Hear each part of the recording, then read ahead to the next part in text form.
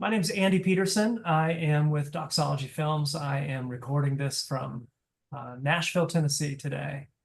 And I'm so happy to have two folks with us today that hopefully are going to have an interesting conversation about film and about belonging, about what it looks like to be a person in this world at this very unique point in time, and how stories can shape our understanding of what our experiences are. Gareth Higgins is a longtime friend of mine, based in Asheville. Gareth is a peace builder, an advocate for nonviolence, an author, a podcaster, a movie buff. I would not recommend you engage Gareth in a game, board game about cinema. You will lose and feel tremendous shame. It's just a warning. Uh, but I'm thankful to call Gareth a dear friend, and am very glad today to get to introduce him to a new friend, who is my friend Nicholas Ma, who is a filmmaker and a producer and a director. Nicholas is the creator, along with his movie making partner Morgan Neville, a film called Leap of Faith. And I have been working alongside Nicholas for a few weeks now, trying to help bring this story out into the world, and connect it with some folks that we think may be influential in helping us give the story kind of a wider trajectory. And so that's sort of the context of why we're here today. But most importantly, I think these are two men who are really creative individuals who are trying to live lives that are representative of what their values are. They are both storytellers in their own rights, and folks I respect enormously. So with that, I think we can maybe begin what we're calling the content portion of the conversation. So maybe this might just be an interesting kind of verite look at a conversation that may happen between two people in a coffee shop, let's say, or something like that. And if it feels like that, then maybe we've done a good job. But maybe I'll begin, I guess, with prompting one thought.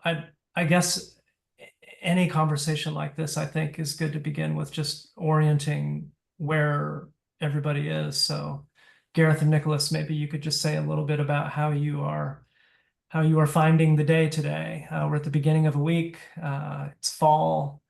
We have a big election that's, I'm told, over and over again is 40 something days away. So maybe each of you might just begin with sort of how you are finding the world to be today in the beginning of this week, and maybe one thing you're looking forward to as we begin. Gareth, I'll start with you. Well, thank you. Well, my day was going really well until a couple of minutes ago when you said that if I beat you in a board game about cinema, you would be left with nothing but shame. And I want to suggest an alternative story to that, and that is you might be left with shame, but then think about the joy you would feel at making me happy for having won. Like that's what should happen at the end of every sports fixture, that the losing team should tend to their wounds partly by being happy for the other people. So I'm delighted to be in this conversation, to meet Nicholas, having watched his lovely film. And in terms of orientation toward the world, I'm sitting with, I live and work in two places, the north of Ireland and North Carolina, and both of those places are politically divided. And one of those places has an active, conscious conflict transformation process at the highest levels of society and at the grass roots. And another one of those places does not have an active, conscious conflict transformation process at the highest levels of society, but there is grassroots stuff going on. And I feel I share a lot of the concerns a lot of people have about the upcoming US presidential election. And I always use that phrase, US presidential election, because it's not the only election in the world. And I think that one of the problems is we can make an idol out of any particular thing. And there are there are some things that are more important than other things. There's no doubt about that. And there are some people whose lives are very deeply affected by the US presidential election. I don't want to deny that. But I think that for a lot of us, it would be helpful to find a way for electoral politics to have less of a place in our lives. Because I think it's like a magnet to iron filings. It pulls our focus away from the things that we can have more influence over.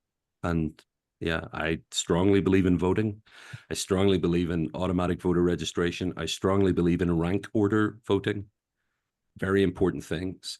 But I think that unless you're like a political obsessive, well, that's the wrong word. Unless it's your calling, electoral politics should take up about 15% of the space of your activist mind, and what's happening on your street, in your neighborhood, in your city should occupy more of the space, or figure out what your sphere of influence is and do something like that. So that's actually my primary concern about the upcoming US presidential election is what should my orientation toward it be? How much space should it be taking up? Not so that I can go and kick back and be lazy or selfish in response, but so that I can engage in the things where I can really make a difference. And other than that, I'm grateful to be in this conversation about a film that I think speaks to that very thing. Right?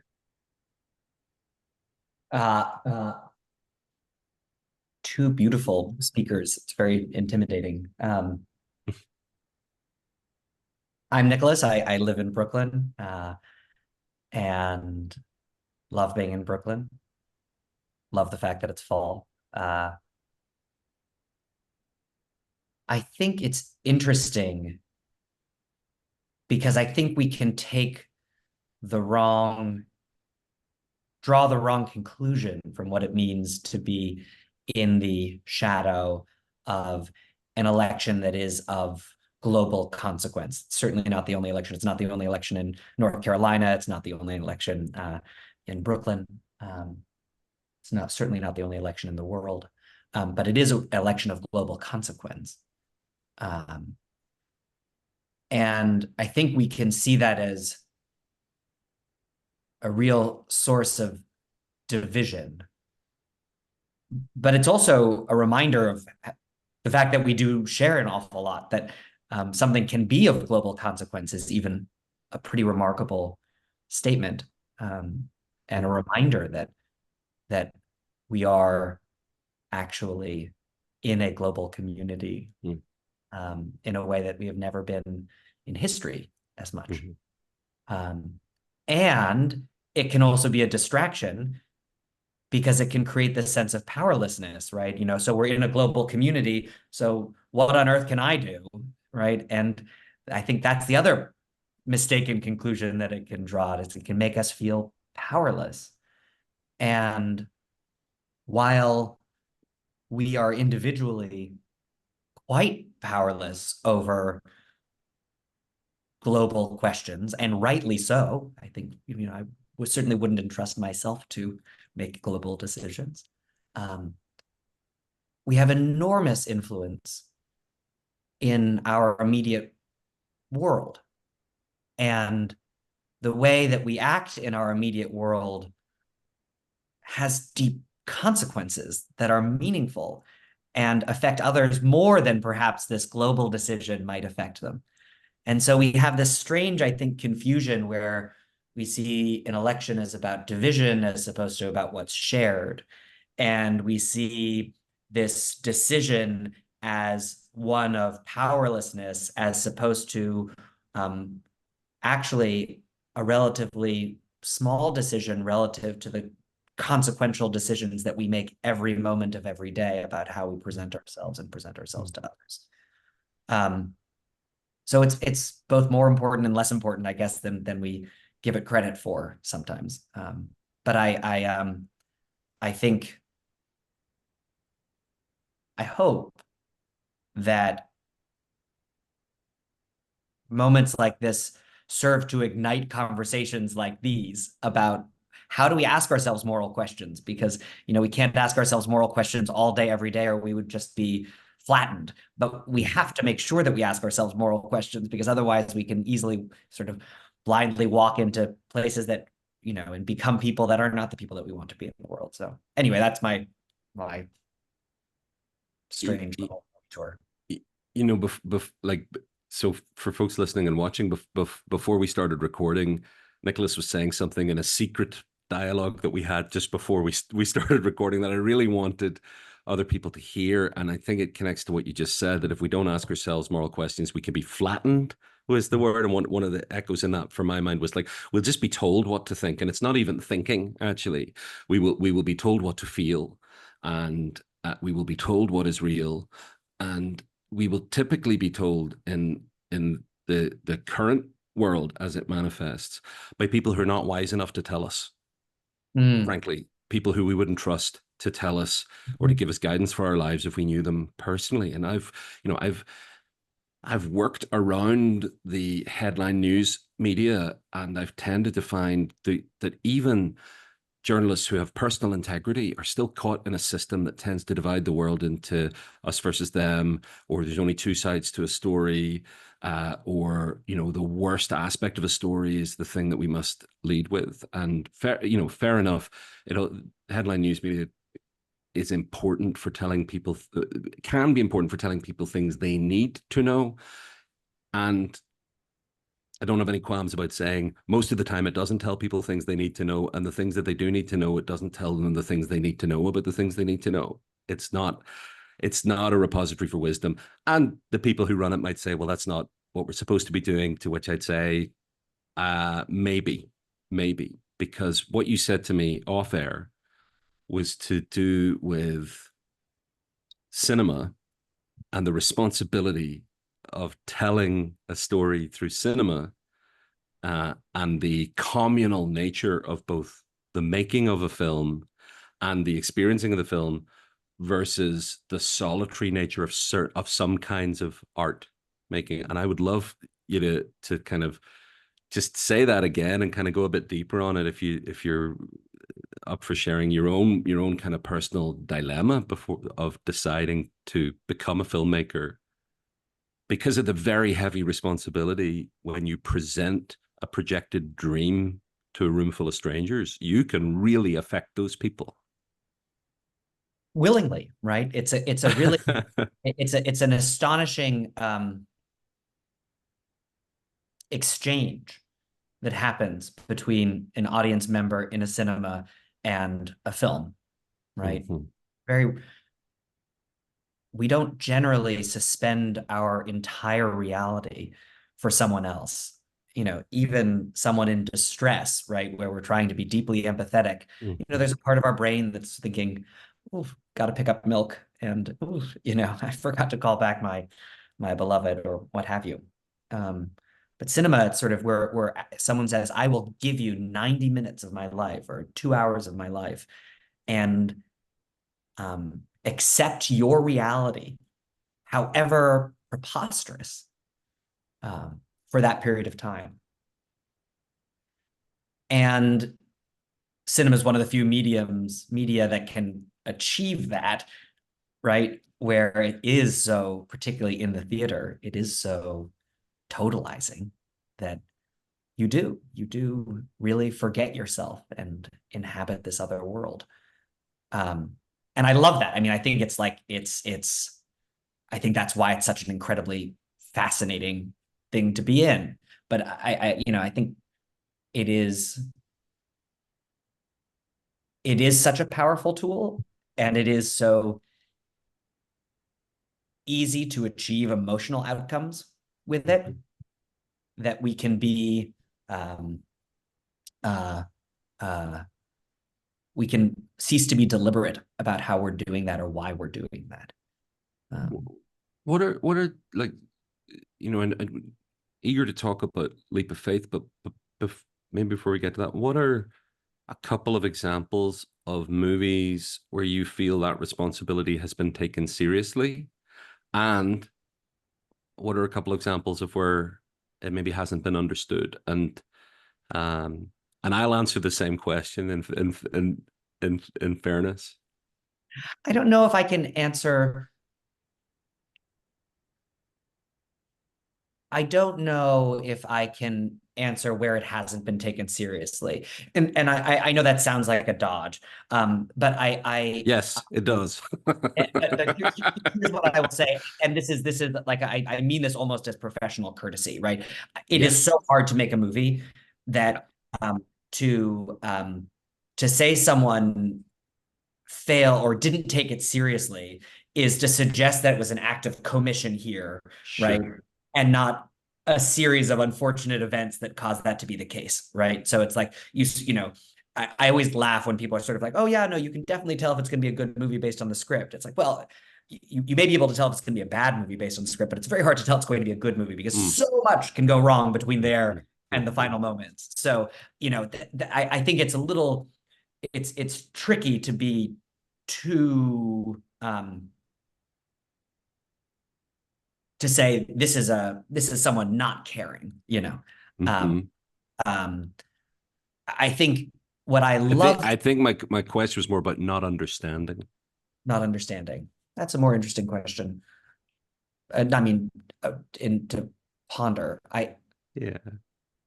Well, I'm happy. You want let me unload the question. I understand the professional courtesy bit because you're a filmmaker and I'm someone who writes about film, so I but I can also I think it's as a writer, I welcome feedback on my writing. I don't welcome personal attacks, and I don't welcome people imputing motive, but I do welcome a conversation about what worked and what could be better.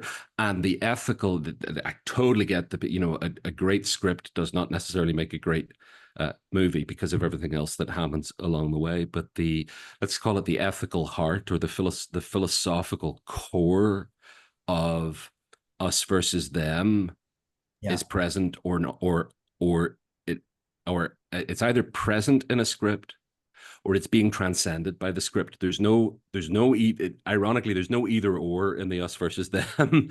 You're either moving toward us versus them or you're moving away from it, in my judgment. And there's two examples I always use as of movies that are quite well known that are moving away from it, and they're two totally different genres.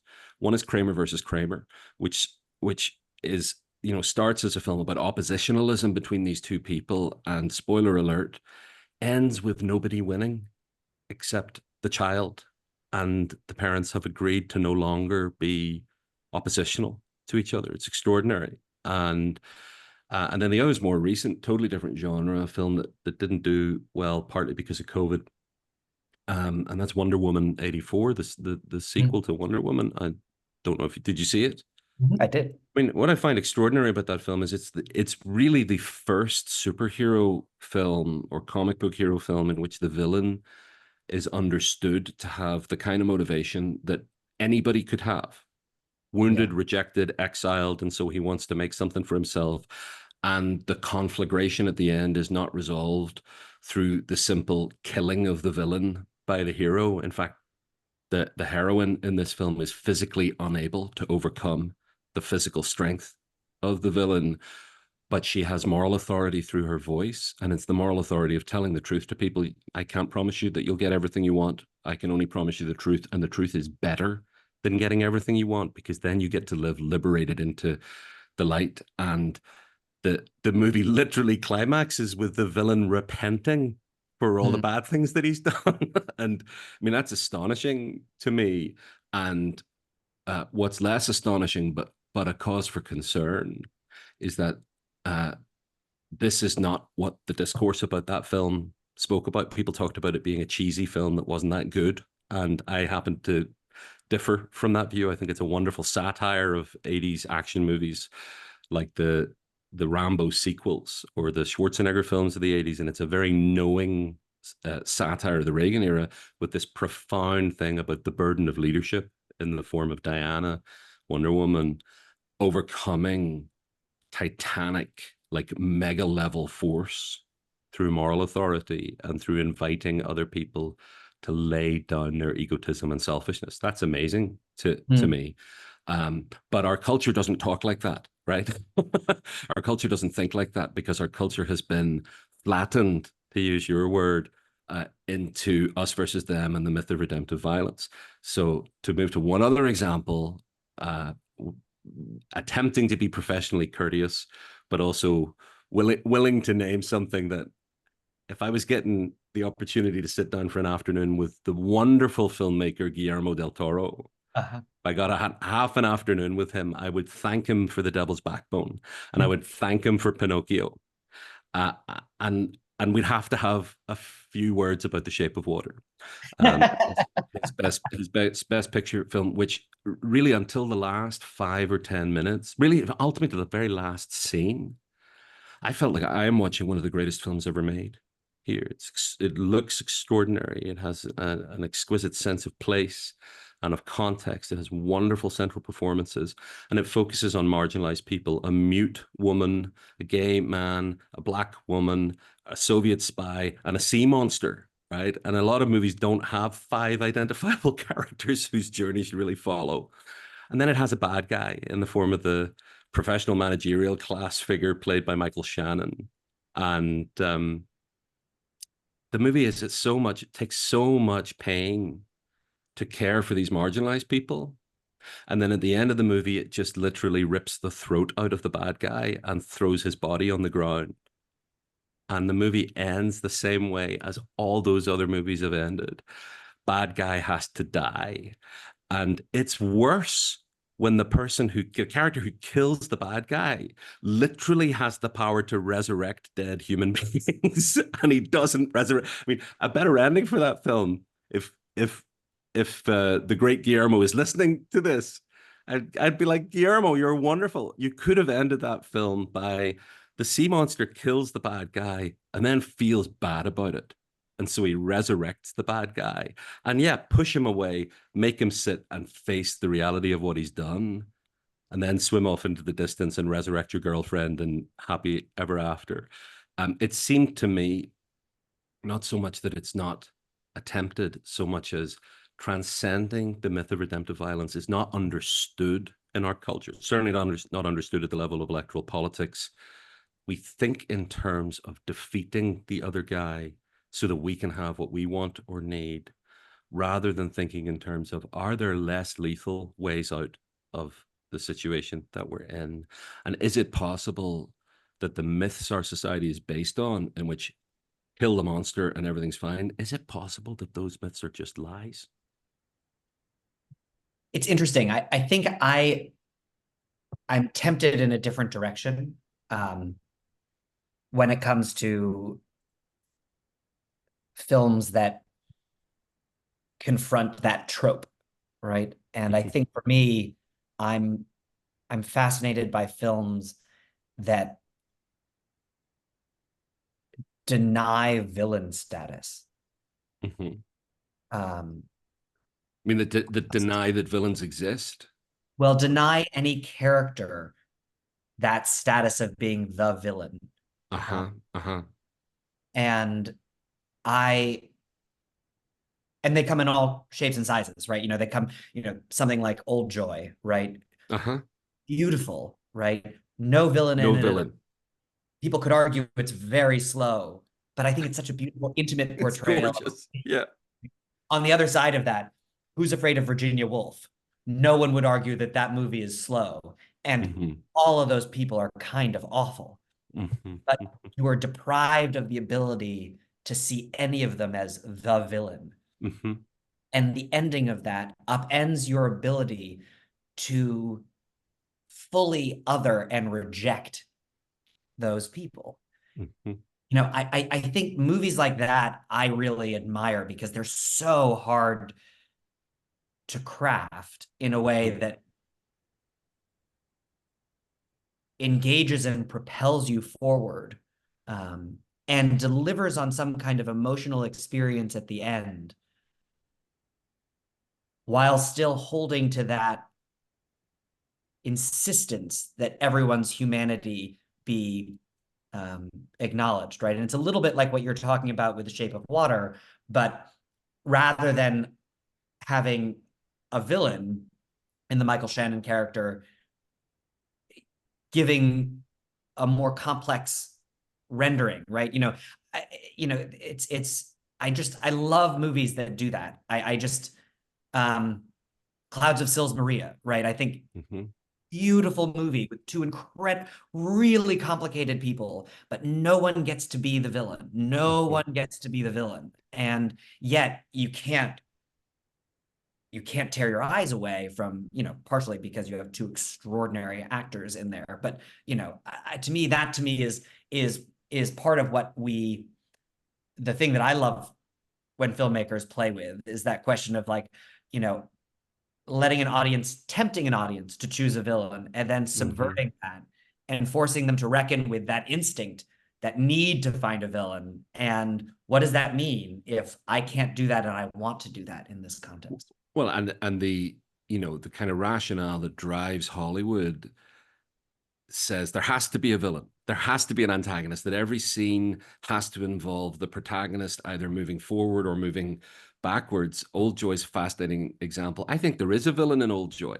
I think the villain in Old Joy is loneliness.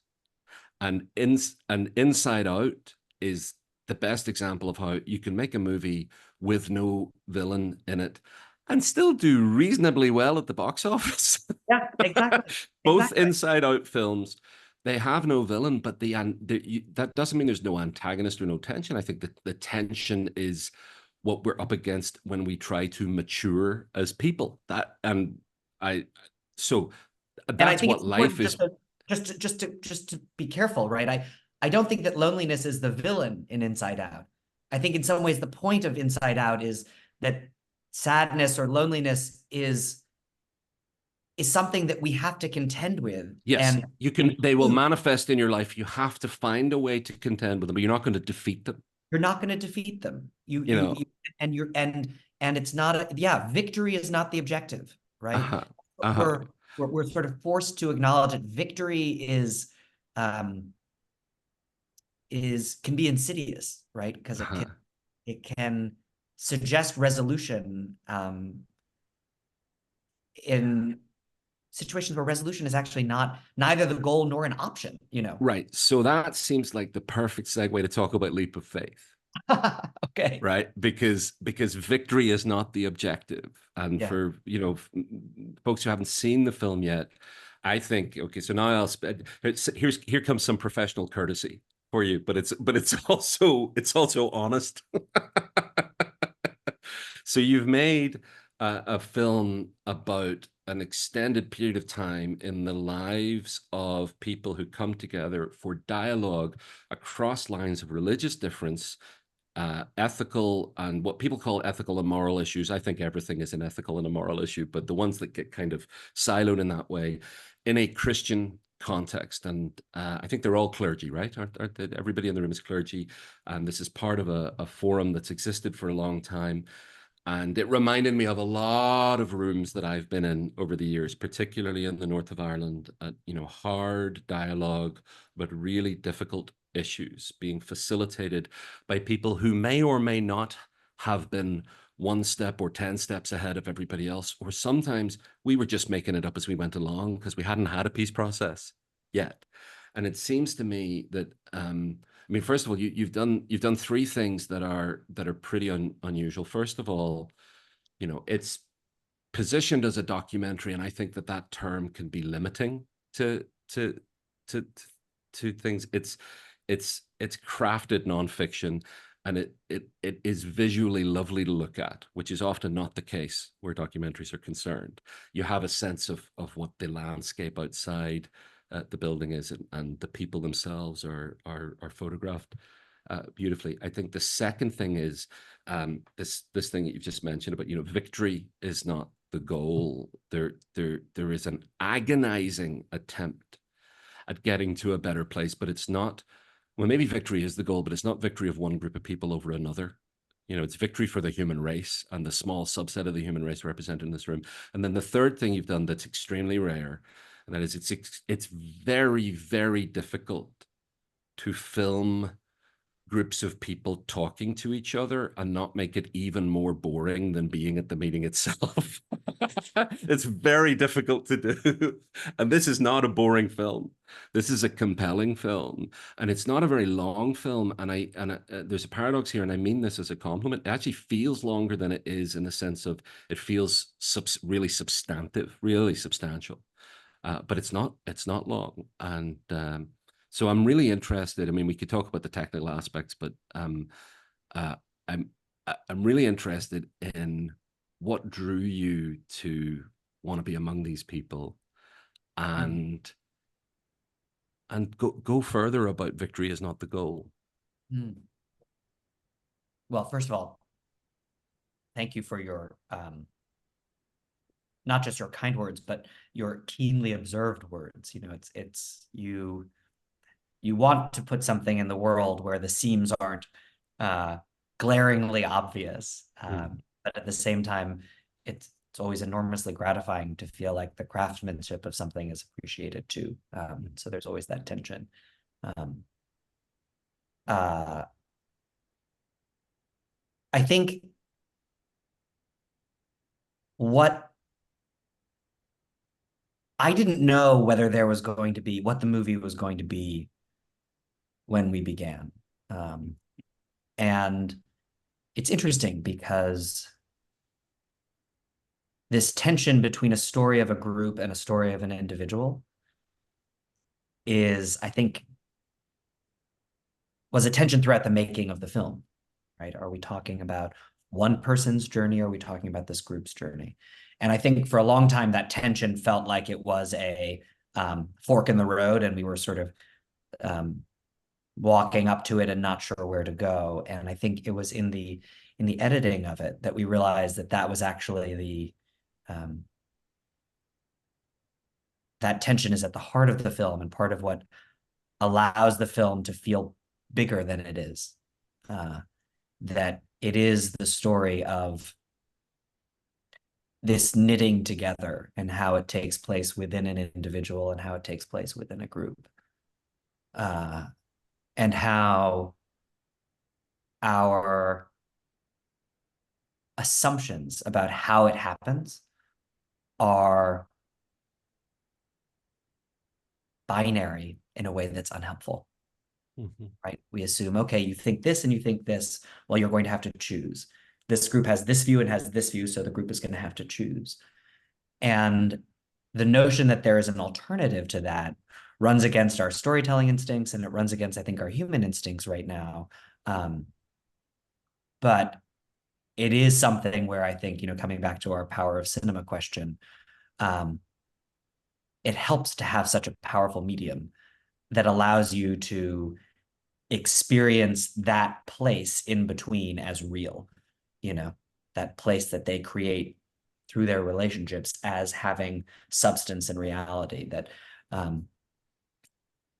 I don't know, it's emptiness and space rendered as substance. And I don't know, I'm fascinated by people who can talk about that, and I'm fascinated by people who are willing to be vulnerable like that. And I think that's always the test with a set of subjects, right? Are they willing to be vulnerable? And I guess that relates into the other thing that I was sort of the other test that I had for this group. And I don't mean that I presented this group with, but I asked, which is, what reads on film is people trying to do something hard for them, right? It doesn't matter if we succeed or fail. It matters whether it's hard, you know? And as long as we perceive it as hard, we'll be interested in watching that person try to do it. And I said to this group, whenever you're making it easy for yourself, whenever you're trying to get to a place of comfort and unity, we lose interest. But whenever you step into territory where you don't know the answer and we don't know the answer, all of a sudden we lean in. And particularly now, because to do that feels so deeply countercultural for the Midwest, deeply countercultural for Christianity, deeply countercultural for Americans, deeply countercultural, I think, for our sort of global moment. And yet, I think, speaks to a deep yearning that is quite shared, that we're just afraid that maybe isn't isn't shared by our neighbor, but we know is shared internally. So I was challenged watching it when it kind of became clear to me, and I think maybe even more than one person in the film actually says out loud, and something like, I'm trying to figure out what love would have me do here.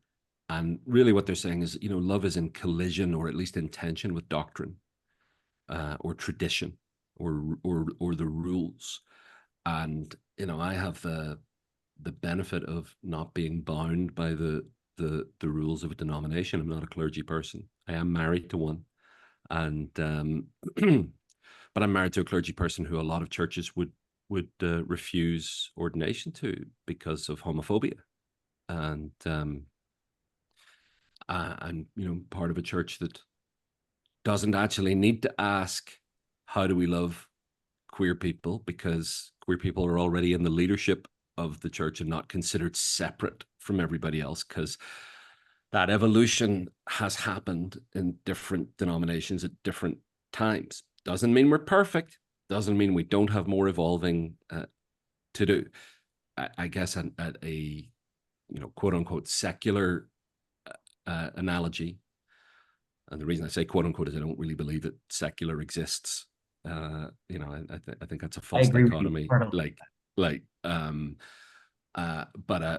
an analogy from the kind of electoral political world is, having grown up in the north of Ireland, having witnessed the peace process and connected with it in some ways, I don't have to worry about gerrymandering, because we just don't do it.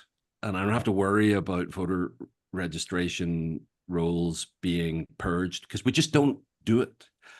And we don't have partisan election commissions. And we agreed 25 years ago in the north of Ireland that we would develop a collaborative, effectively a collaborative parliamentary system, where the large minority could not be vetoed by the slightly larger majority. And while people's egos may not want that, we've all agreed it's better to learn to collaborate and to try to create a system in which everybody can get something that they want, even if they don't know that they want it, than it is to have a winner takes all system in which one team wins and the others completely defeated. So there's a part of me watching this both from a church perspective and a community perspective and a political perspective, and I'm just kind of like scratching my head going, there's a really simple answer to what love requires of you here. And like, love requires you to stop discriminating against queer people. I think it's as simple as that. And to doing everything you can to change the structures of the organization you work for, that may have been well-intended or may have been malevolently intended, but now unquestionably have a malign impact on the world. And then I step back and go, well, I'm not living and working in those systems.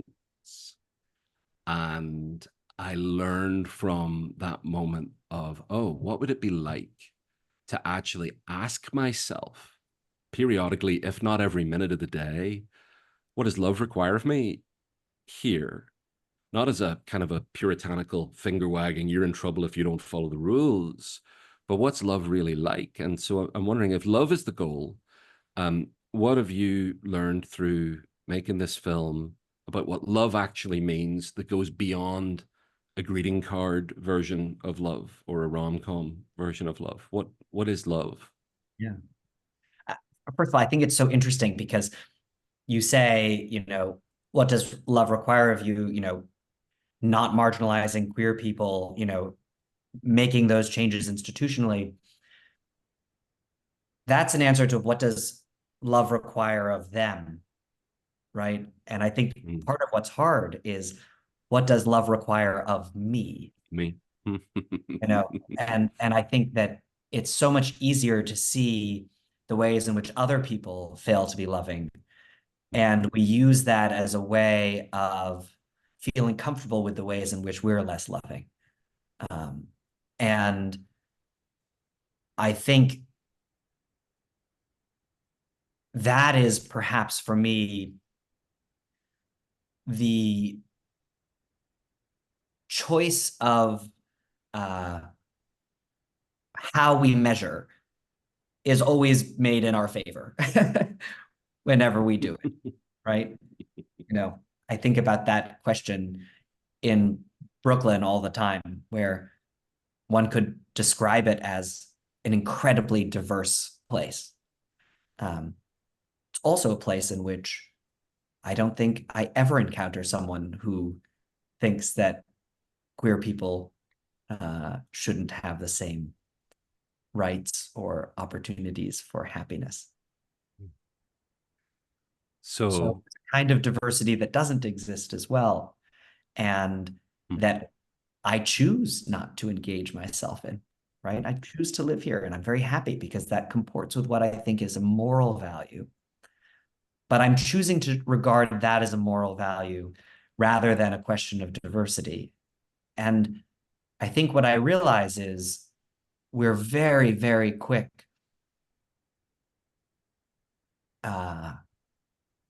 It's difficult for us to ask ourselves, how can we love better? Because it is hard. And at the end of the film, there are two pastors who sort of find each other and have a relationship that continues now to this day, a really beautiful friendship. And they're separated very deeply theologically. And at the end, Artie calls Joan his sister, and Joan says, I wouldn't want a church without Artie. And I asked both of them, is there more you'd want to say?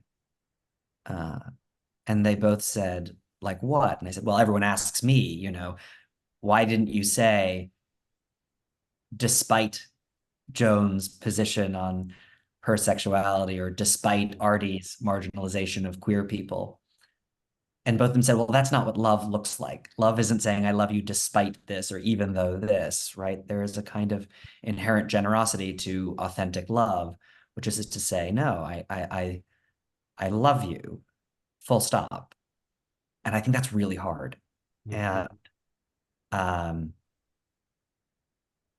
think to love just what the part of a person that exists within my understanding, within my knowledge, isn't truly loving somebody.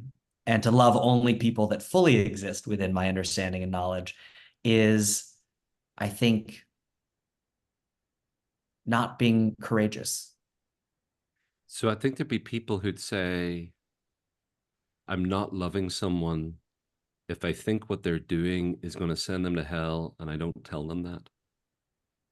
Yeah. I think I can tell you what Michael would say, one of the wonderful, the convener of this group of pastors. He would say, if the effect on the person that you're saying that to is not part of your calculus of whether it's a loving statement, then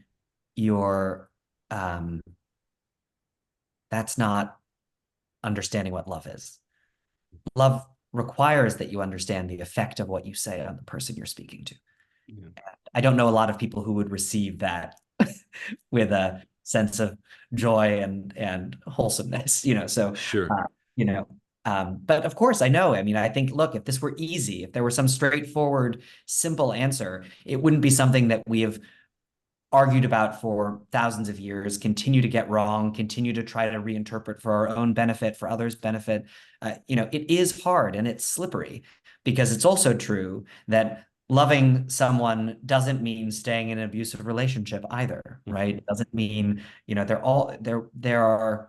have to have boundaries in our lives as well, so but it is maybe a way of thinking about it is that, to put it in sort of mathematical terms, is that love isn't a position as much as it is a vector. It's a direction in which we're headed.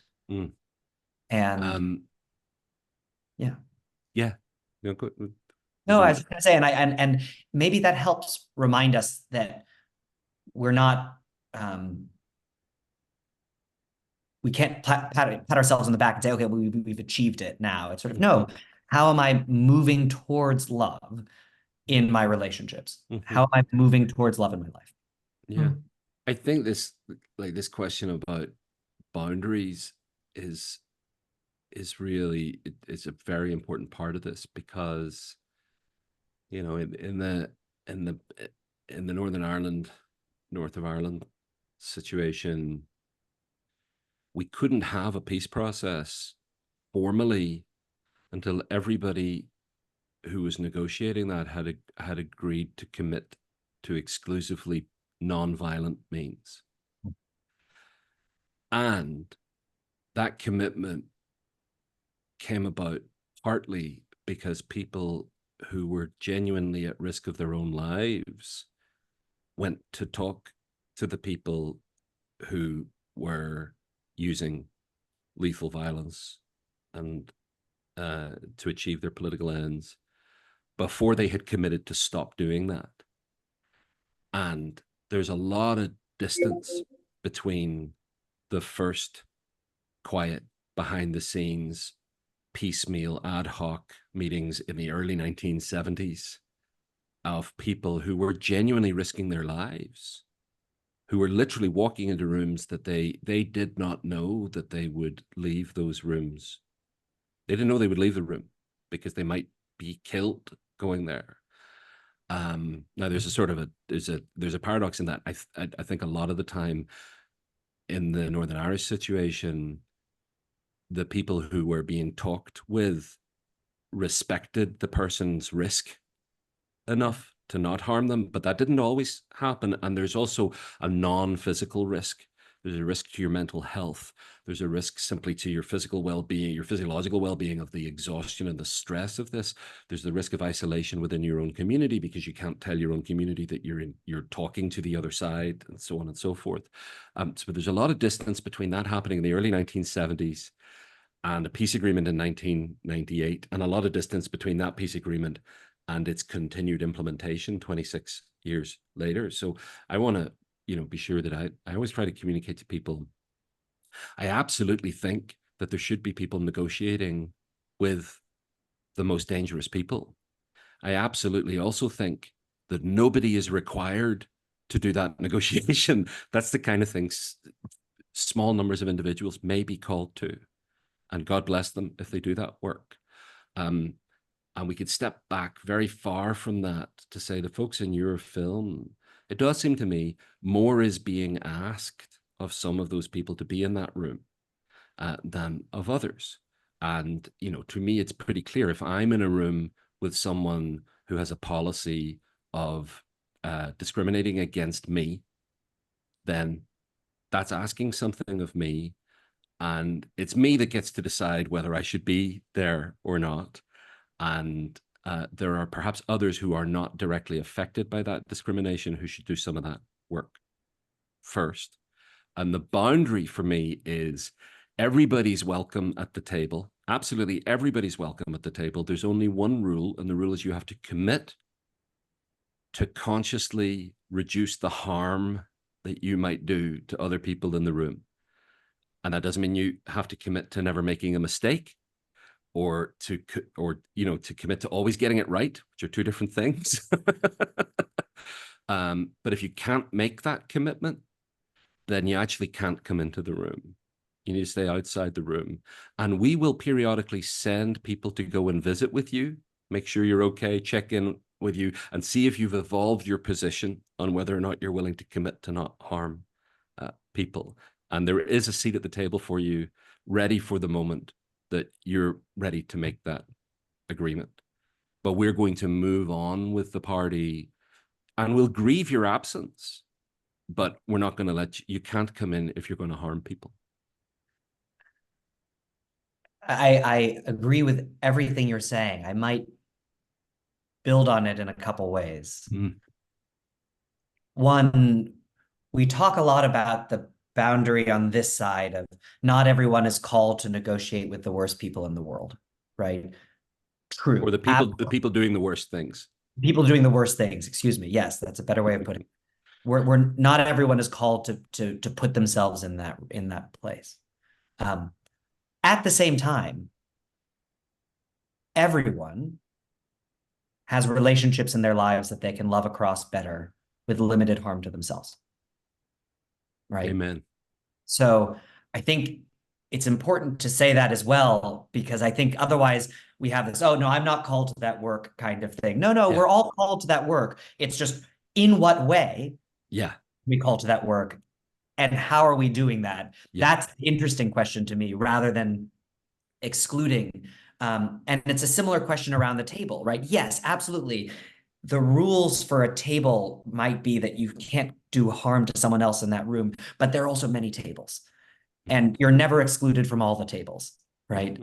And I would say, find a table where you can be someone that isn't causing harm to others and sit there and do that work and check in periodically on people at other tables. But with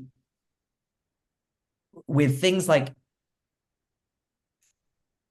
extraordinary peace processes, regardless of where they're happening around the world or where they have happened around the world, we have this tendency to look backwards at them as if they were linear, right? As if it was, these people got together, they achieved X, and that was built on, and then all of a sudden, bing, bang, boom, we have peace. And those people in the 1970s making those decisions could not have anticipated what happened over the following 20 plus years. And they did it with some kind of faith in something. And to your point about there is no secular is a complicated term. Regardless of what your relationship is to organized religion, you have to go into those rooms with faith. Faith that somehow this will endure or transform in some way that you may not know or may not live to see, but that it will. And I think that that is what I see so clearly in these pastors, right? A willingness to say, I don't know what this will lead to. I, in fact, worry it might lead to nothing. And I recognize that that is entirely the case. And I'm disappointed that it's not already led to more.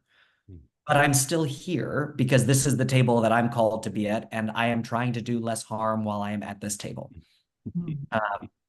And, that to me is where we sort of bridge that unattainable hero language, right? Which is sort of our temptation in storytelling with the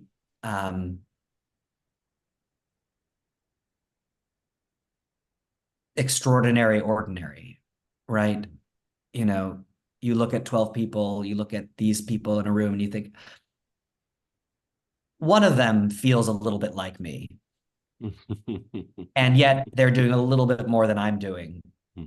And I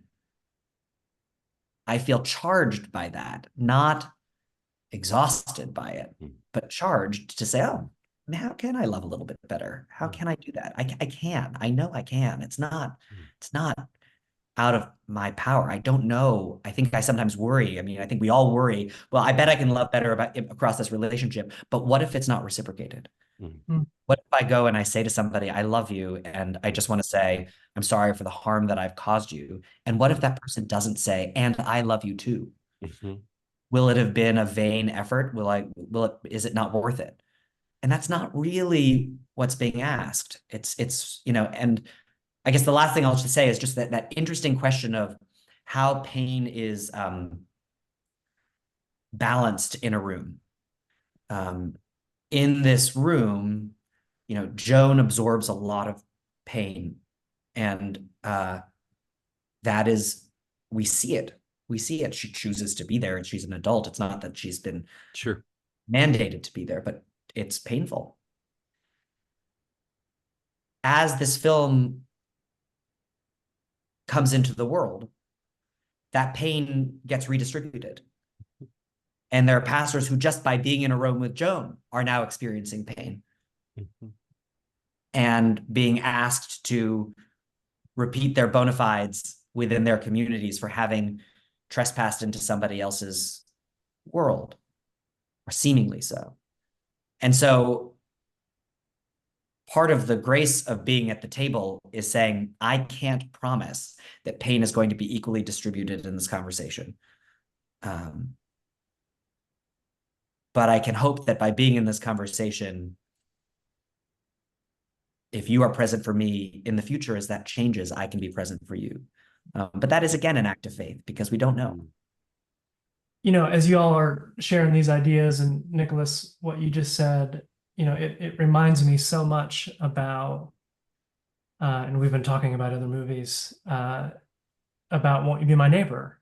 It reminds me of the story that we find through Fred Rogers, and so much of what we like about that movie and like about that journey and that story is this human who seems to have an understanding of that many people really don't, or were not able to do it certainly in the way that he did, and to take his values and his faith values and live them out in a very public way, in a way that really exemplifies, I think, a lot of those ideas. I think it's ironic, actually, also that Gareth, you and I hosted a screening of Won't You Be My Neighbor about 6 years ago in Asheville, North Carolina, with a absolutely packed room of people who were so very thrilled and moved by that experience. And neither one of us knew Nicholas at that time. And Nicholas, obviously, you were instrumental in that story as a producer and really, part of the creative force that brought that story to life. So I think that might be an interesting way for us to just end this conversation, is in the context of where does Leap of Faith intersect with Won't You Be My Neighbor? Nicholas, I've heard you even use language about it being a sequel in some way, shape, or form. I'm curious about that. And Gareth, I'm curious for you, knowing that movie as well as you do, and remembering that experience, or as much of it as you may be able to remember, what are the parallels maybe that you see between these two films? Well, maybe so that Nicholas can have the last word, which I think he should. I'd let me go first on that. Is that all right? Yeah, please. I'm going to, Perfect. and we'll hope that by the end of this conversation, that pain will have been equally distributed. Uh, what I remember about that screening, it was in a packed house, 175 seater theater, and one of the things I remember distinctly, Andy, was you actually, if I may say, you cried on stage talking about it, cathartic tears and hopeful tears and tears of sadness about why can't we be more like this, why can't we be more like this? And there was a lovely poetic echo, because the other film we screened that day was Blind Spotting, which in my mind is a tremendous film about lines of difference and power and pain not being equally distributed. And it seems to me that, Won't You Be My Neighbor is an inspirational film about one man and the impact that he had and the people that he worked with. And observing his story touches the heart and touches us in places where, like, yes, I remember a time somebody was like that to me, or Mr. Rogers, was like that to me if I grew up watching him. And yes, of course, I would like to be more like that, and I would like the world to be more like that. And I also think it has just that magnificent ending with each of the talking heads having one word or phrase to say into the camera. And I believe the last word goes to Joanne Rogers. Is that right? She says, thank you. Isn't that right? Very, yeah, magnificent. Leap of faith is like how to put this into practice, because also we were talking off air about how, there are movies about heroic figures in history. The Gandhi movie being a very instrumental film in my childhood, but they don't really tell you how to emulate the behavior of this figure. They tell you the outcome. They tell you the outward facing life of the person. I think Selma is a better film about the inner life of an activist. You see some of the agonizing, and you see some of the exhaustion, and you see the fact that at the very least, Martin Luther King had a spouse who was a partner in the work in the form of Coretta Scott King, never mind all the other people who built the work together. And I think Leap of Faith is a very rare thing because it shows some of the practice, some of what has to happen at subterranean level, and what the vector of love can look like in a way that we actually can emulate one day at a time, hopefully moving somewhere better each day.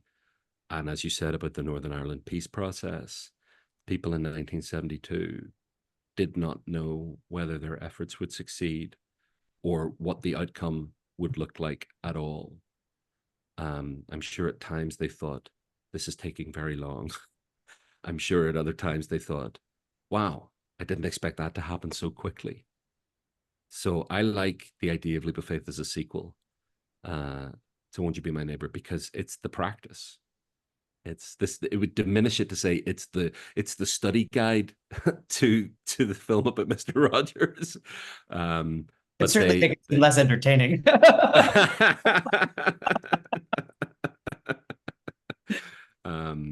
So there you go. Like that's the I think I actually think I'll finish with this. I think there's not only is there a danger with films that propose the only way out of conflict is ultimately you got to reserve the right to kill the bad guy, or that killing the bad guy is actually a morally good thing to do, or a thing that works. If you want an antidote to that, please watch Rebel Ridge, which has just arrived on Netflix, which is Die Hard with a Conscience. It's a film about one skillful man upon whom an injustice is perpetrated, and then devotes the entire rest of the film to trying to overcome the injustice, although it's not possible because someone's already died as a result of the injustice. But in terms of confronting his oppressors, he takes great pains not to kill any of them, which has something to do with letting them have the opportunity to mend their ways. Rebel Ridge, it's an extraordinary film. But so that there's a problem that most of our films about conflict end with the villain being killed. Some of them end really bleakly with the villain winning. A lot of films from the 1970s did that. And if they're portrayed as laments for the fact that sometimes life does go badly, then that's good if it can help us really grieve what needs to be grieved and mourned. But what's better is when you present something inspirational and then you show people the how, not just the what. Because then, Fred Rogers had lots of advantages and privileges that I don't have, such as a nationally broadcast television program and a personal demeanor that he appears to have been born with. I don't have the same lovely demeanor that Mr. Rogers had, but I can learn, well, what would it be like to be the most loving version of me, and recognize that that doesn't come naturally. That is so, especially in a culture where you're swimming against the tide, where us versus them or get all you can get for yourself are such loudly telegraphed messages. That's beautifully put. I do think they're the two films are companions of a sort, and I guess the Madison Avenue copy would be, you liked one Midwest minister trying to be good, watch 14 Midwest ministers trying to be good.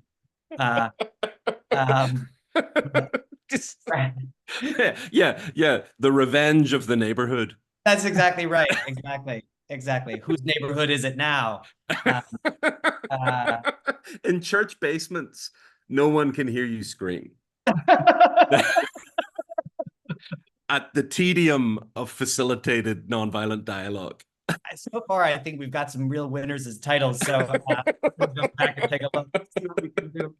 I think if I were to put it in slightly more emotional terms, Will You Be My Neighbor is a film that allows us to live within the nostalgia of what was in the past. And Leap of Faith, I think, conjures a kind of hope for what the future could be. And I think it comes back to your question of the how. I think when we look at stories from the past, it can be easy to sort of feel resigned to something, to a great age having passed or a great figure having passed. When we look at verite cinema, we have this beautiful opportunity to see humanity in action. And I think that allows us to conjure something different for what we look when we look ahead. And I think right now we need that and we want that. And I think there is a lot to be hopeful about. I think, yeah, I think there's a lot to be hopeful about. This was wonderful, you guys. Thank you so much. What a privilege just to get to sit in and witness the conversation. I know we could certainly keep going, but perhaps we'll leave it there for now and pick it up for another time. But Gareth, Thank you for making it happen. Thank you for making it happen. Gareth, this was such a treat. I'm desperate to bring this film. We're going to open in North Carolina, probably our second or third weekend, and I really, really want to. I just feel like, I don't know. I think there is a deep resonance in North Carolina across the state, and so I hope we can do it in the right way. Yeah.